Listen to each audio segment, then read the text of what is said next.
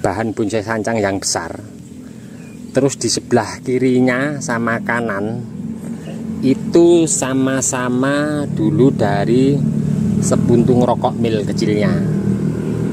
Untuk sebelah kanan dan kiri yang dinding groundnya bekas karung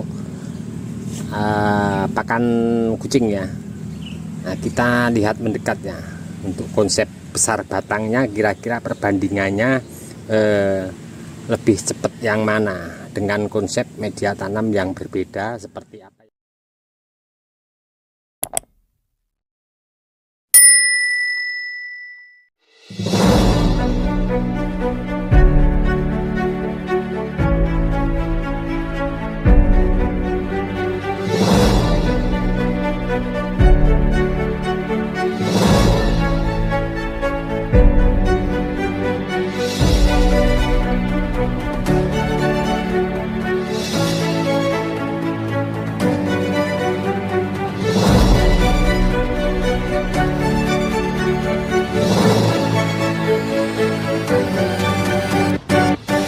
Assalamualaikum warahmatullahi wabarakatuh.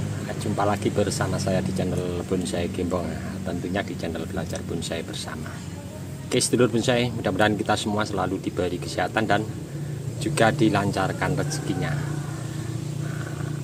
Di kesempatan kali ini saya mau berbagi tip untuk cara tanam bahan bonsai dari budidaya cangkok yang sudah di polybag, kemudian kita masukkan ke lahan ground berdekatan dengan bahan bonsai yang sudah lama ditanam dan mencapai pembesaran.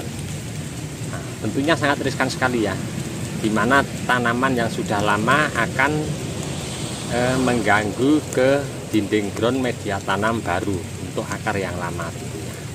Nah, untuk mengatasi hal seperti ini saya pernah praktek, nanti di akhir video akan saya tampilkan untuk teman-teman hasilnya seperti apa.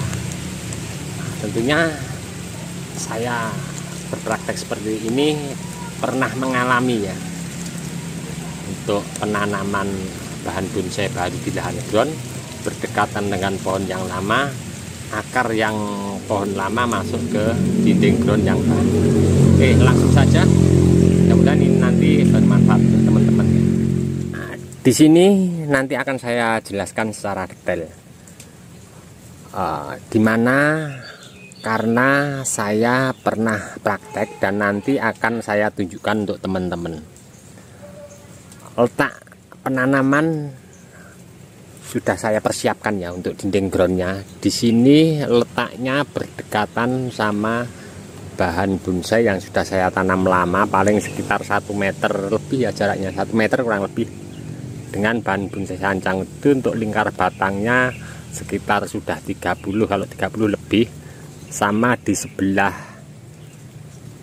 agak menjauh ke sana ada juga sancang yang itu sudah sekitar lebih besar dari yang pertama tadi. Tentunya dengan besar batang seperti itu dengan los pucuk.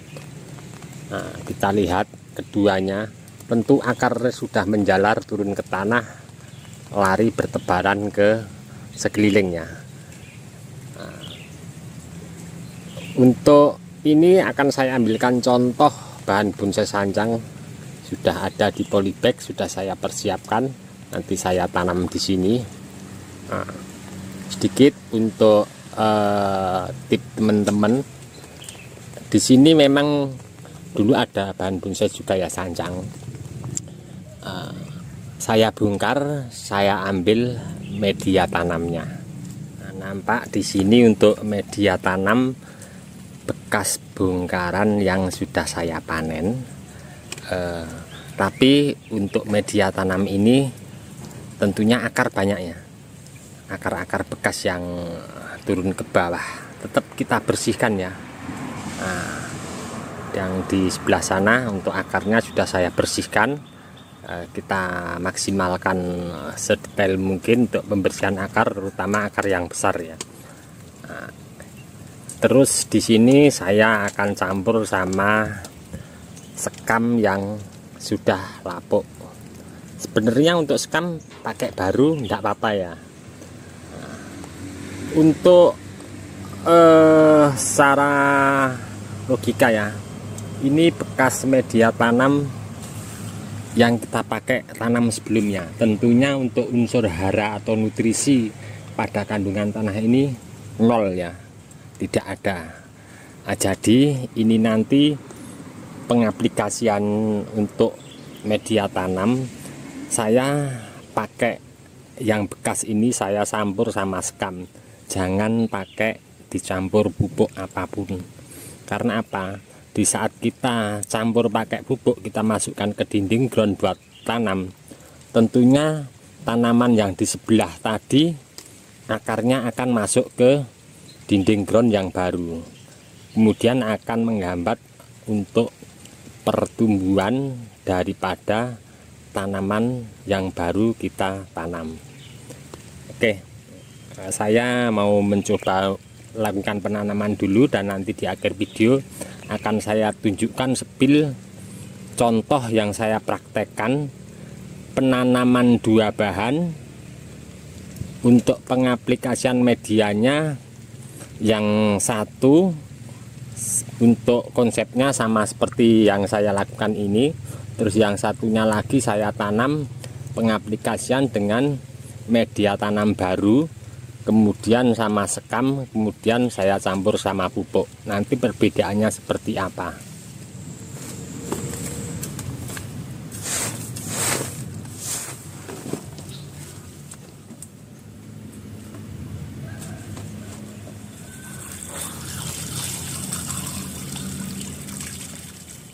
Untuk media tanam saya pakai takaran 1:1. Jadi untuk teman-teman tentunya sudah lebih tahu ya. Kira-kira untuk media tanam bekas bongkaran itu 1 ember, terus sekamnya 1 ember. Dan mungkin juga teman-teman nanti banyak tanda tanya ya tentunya.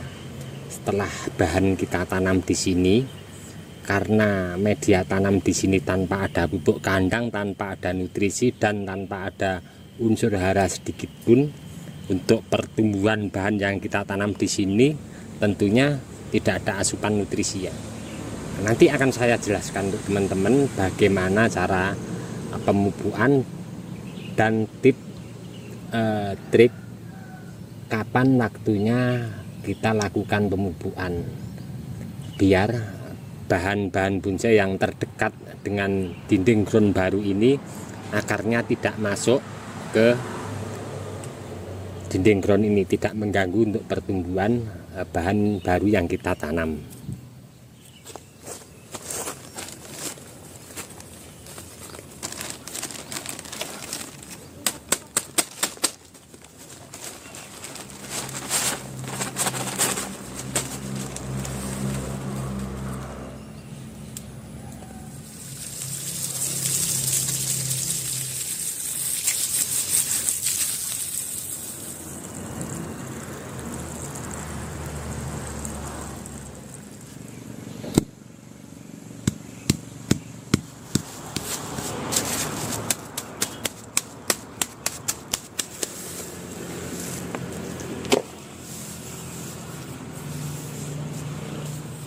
Nah, seperti biasa ya, sini saya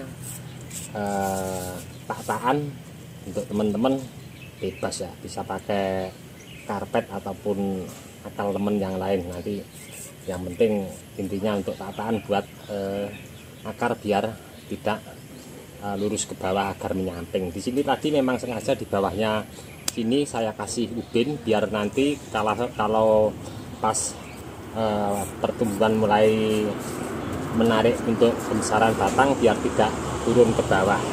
Sini saya sederhana pakai plastik, saya kasih tanah liat ya, saya bentuk demikian rupa.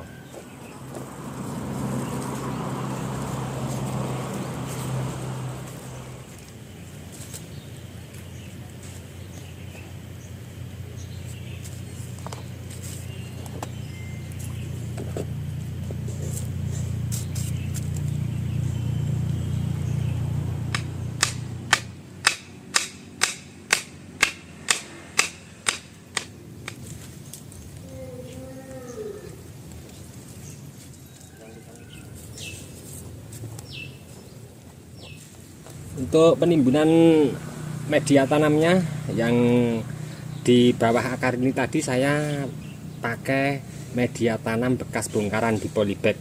Kemudian untuk penutupnya di atas sama ya, usahakan pakai media tanam dari bongkaran polybag agar akar-akar baru ini beradaptasinya tidak begitu kaget ya sama untuk media tanam yang baru kita taruh di dinding ground ini tadi.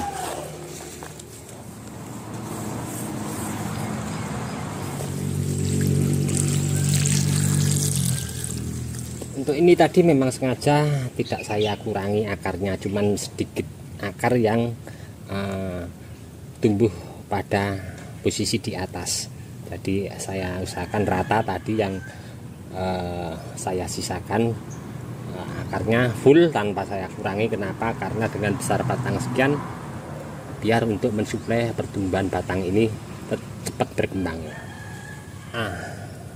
Nanti seperti apa kita pemberian pupuk untuk mengangkat pertumbuhan mata tunas baru atau pertumbuhan cabang-cabang baru biar cepat untuk pertumbuhannya, kita nanti cek secara berkala ya. Tentunya dengan kita penanaman seperti ini tanpa ada pupuk di media tanam dinding ground ini, nanti kalau sudah ada mata tunas atau cabang baru, jangan langsung kita pupuk. Karena apa? Baru akar putih serabut yang jalan, akar muda. Nanti batangnya kalau sudah mulai coklat, kita lakukan pemupukan. Bagaimana cara pemupukannya? Sederhana ya, saya pernah berbagi untuk teman-teman cara membuat pupuk cair. Dengan kita merendam pakai air, kita bisa pakai tong yang besar ya. Kita pakai kotoran bekas, kotoran sapi atau kambing bisa, baru juga bisa, yang sudah lama mengeras juga bisa. Nanti seandainya air sudah mulai nampak coklat, paling sekitar 3 hari sudah siap untuk digunakan pemupukannya. Airnya biasanya berubah jadi warna sedikit coklat kehitaman. Untuk pemupukannya nanti kalau mata tunas batangnya sudah mulai coklat, kita siramkan di sini ya. Kita siramkan di sini. Kenapa pakai pupuk yang cair? Karena apa? Kalau pupuk cair tentunya cepat meresap ke seluruh media tanam sini dan nanti endingnya akan turun ke dasar tanah. Jadi kalau kita pakai pupuknya fermentasi atau pupuk yang tanpa cair, kita taruh di atas di sini, nanti otomatis akar akan naik ke atas. Jadi kalau yang kita siram pakai yang cair, tentunya dia bisa merata ke seluruh media tanam, kemudian nanti akan turun ke bawah. Endingnya turun ke bawah, nanti akar akan mengejar pupuk yang posisinya di bawah. Setidaknya ini tadi yang saya kupas tuntas untuk mengatasi tanaman baru dekat dengan dinding ground yang lain dengan tanaman yang baru, yang lama. Akar yang tanaman lama biar tidak masuk ke dinding ground ini, setidaknya kita walaupun tidak bisa mengatasi 100%, setidaknya kita bisa mengkondisikan sedemikian rupa ya. Oke, saya akan tunjukkan untuk teman-teman contoh 2 bahan yang saya tanam dengan konsep media tanam berbeda, berdekatan dengan bahan dasar bonsai yang sudah saya tanam lama. Nanti perbedaan besar batangnya sama-sama tanam akan nampak terlihat ya. Seperti apa akan saya tunjukkan untuk teman-teman. Kita lihat fokus ya, tanaman yang jauh di sana, bahan bonsai sancang yang besar. Terus di sebelah kirinya sama kanan itu sama-sama dulu dari sepuntung rokok mil kecilnya. Untuk sebelah kanan dan kiri yang dinding groundnya bekas karung pakan kucing ya.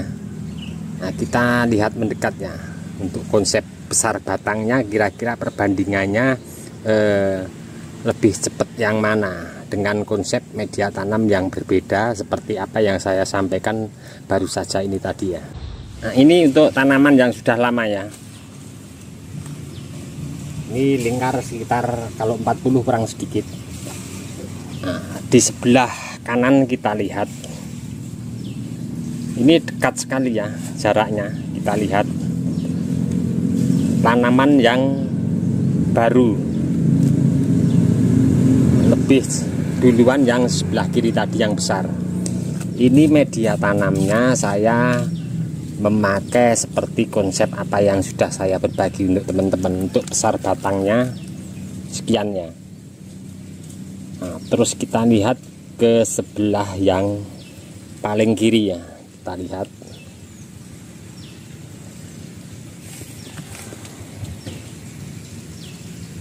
Nah, di sini kecil ya. Padahal dulu penanamannya bareng, cuman konsep untuk media tanamnya berbeda. Kalau ini media tanamnya saya pakai pasir ladu kalinya yang baru dengan unsur haranya yang masih bagus. Saya campur sekam sama pupuk kandang.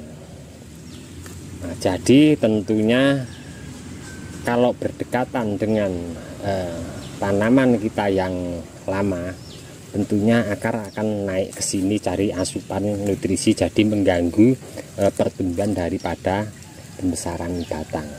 Nah, apakah ini berlaku untuk keseluruhan jenis bahan bonsai? Tentunya kalau secara logika teman-teman bisa menilai sendiri ya, seperti apa konsepnya. Tentunya kurang lebihnya sama. Ini tadi ya sedikit saya berbagi untuk teman-teman apa yang saya sampaikan. Mungkin ada penyampaian yang kurang pas atau kurang berkenan, mungkin ada banyak salah penyampaian, saya mohon maaf karena kita tetap sama-sama belajar ya. Oke teman-teman, cukup sekian dulu dari saya di channel Bonsai Gembong. Untuk teman-teman yang selalu menyimak mensupport video saya ucapkan banyak-banyak terima kasih. Tidak bisa saya sebutkan satu persatu, dan untuk teman-teman yang komen di bawah deskripsi mungkin tidak bisa saya tanggapi satu persatu juga. Saya mohon maaf, mungkin karena waktu juga keadaan saya tidak bisa menanggapi satu persatu. Mudah-mudahan di video saya sebelumnya selalu memberi informasi, motivasi, semangat untuk teman-teman terus berkarya dan berbudidaya. Cukup sekian dulu. Salam satu hobi, salam budidaya. Assalamualaikum warahmatullahi wabarakatuh.